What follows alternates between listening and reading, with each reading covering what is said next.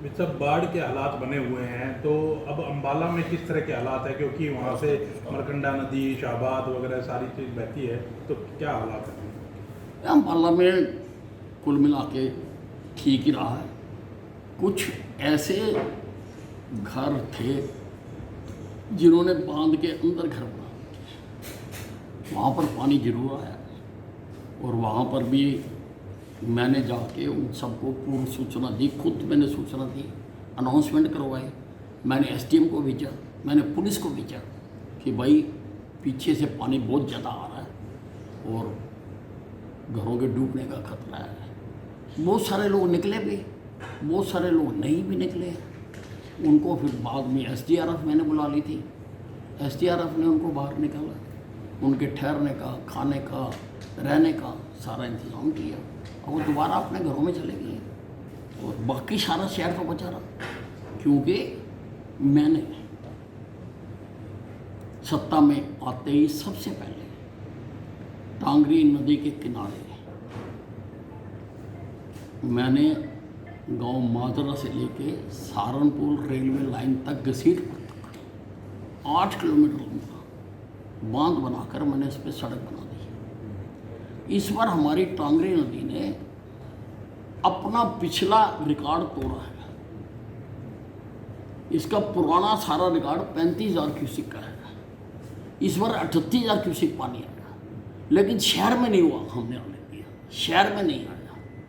इसके अतिरिक्त मैंने 2 साल मेहनत करके टांगरी को गहरा करने का मंजूर कराया और ग्रीन ट्रिब्यूनल तक केस किया और एनएच और प्रदेश सरकार के बीच में एक एमओयू हुआ। उसके तहत 6 फुट तक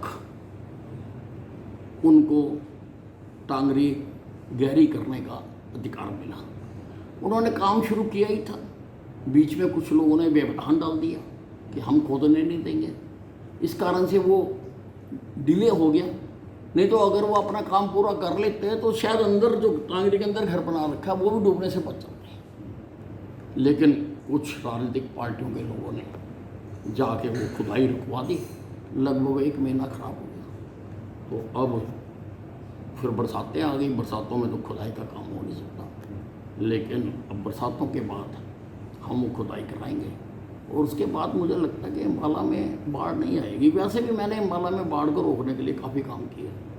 इसके 2 नाले हैं, मेषनगर ड्रेन है, गुड़गुड़िया नाला है, जो कच्चे थे मैंने वो कंक्रीट के बनवा दिए। और मैंने पानी निकासी के लिए भी 2 पंप हाउस लगाए, 200-200 क्यूसेक। एक बबियाल के पास लगाया और एक घसीटपुर के पास लगाया। जब मैं एमएलए बना वहाँ 50 क्यूसेक की एक मोटर थी, मैंने 200-200 क्यूसेक के लगा दिए, जनरेटर लगा दिए, हॉट लाइन लगा दी वहाँ पर। और शहर में भी मैंने सारी जगह पर स्ट्रॉन्ग वाटर पाइपलाइन डलवा दी ताकि पानी आए। पानी आने से तो मैं नहीं रोक सकता, वो तो ऊपर वाले कर सकते, पर आए और निकल जाए, यही है। और वो हमने किया है। और टांगरी को भी कई जगह पे आगे जाके, अब किस कारण से हुआ, उसकी चौड़ाई बिल्कुल कम हो गई थी और पानी निकलता नहीं था। हमेशा पानी निकासी के लिए डाउन स्ट्रीम इलाज करना पड़ता है। अगर डाउन स्ट्रीम ही जगह नहीं है तो वो भी इस बार हमने काम किया।